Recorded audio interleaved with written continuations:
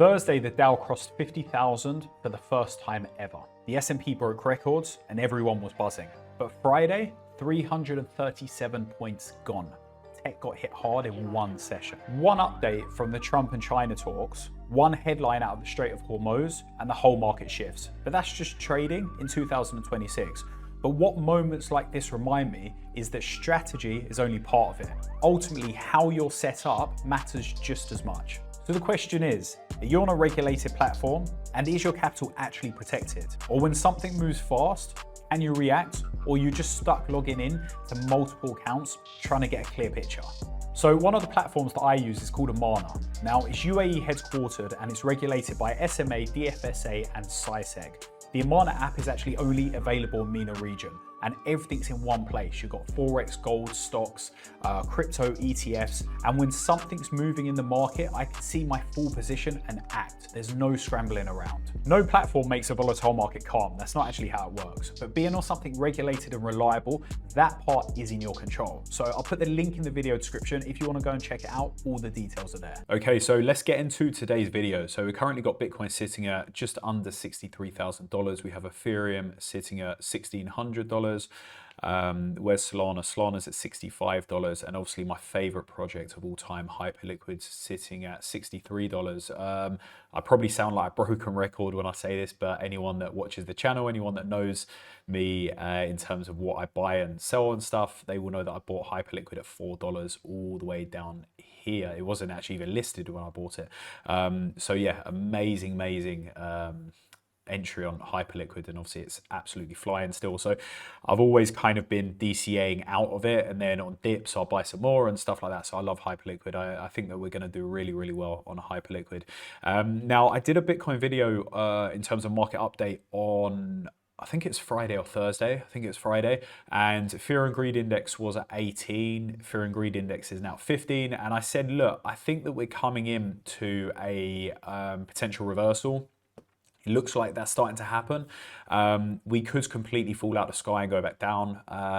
Personally, I don't think that's going to happen. I think we're going to kind of consolidate around these areas, edge back up, fill this fair value gap at around 69,000 to around 70,500. And then I'll reevaluate and see what happens after that, see where I think we're going. If we just go into a smaller time frame, we've obviously got the equilibrium up here. I think that we do need to come up around these levels.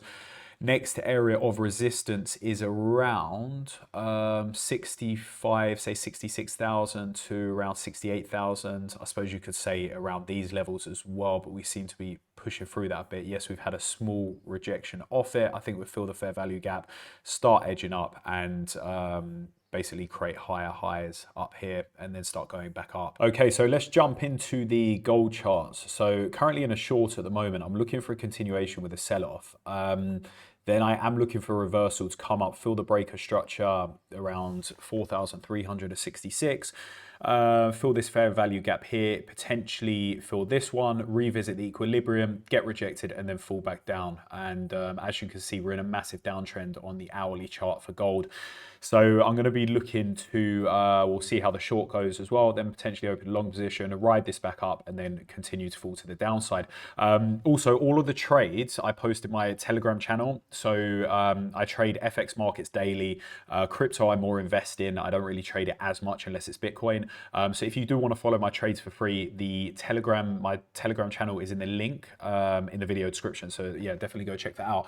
But yeah, as I said, currently in a short for gold, and then I'll be looking for a long position to kind of fill a number of these gaps, bounce off the equilibrium, and then full continuation to the downside, basically. Okay, so let's jump into Euro USD charts. I've actually got my eyes on a massive short for Euro USD. If we just zoom out on the 4 hour, actually, let's go on the daily chart for Euro USD. Now, as you can see, we've been rejected multiple times. We're now starting to come into a downtrend. And then we do have an area of support around here, an area of support around these levels here, and an area of support obviously around there. I've got it all kind of marked out in the charts anyway. I just want to kind of wait for the wait for a bit of direction in terms of like confirmation. So we've had a change of character to downside. We've obviously gone back up, and now we're going to consolidate a bit. So I'm just really going to wait for that confirmation. As soon as we start kind of falling into these levels and really pushing down, then I'm going to look at a short opportunity. I'm going to wait until this fair value gap gets filled, probably have a bounce around here, and then yeah, going to be looking for a very, very nice short on Euro USD. Guys, that's just a quick market update for today on some of the trades I'm currently in and the crypto market. As you know, I've been in this space for like 7, coming up to 8 years now.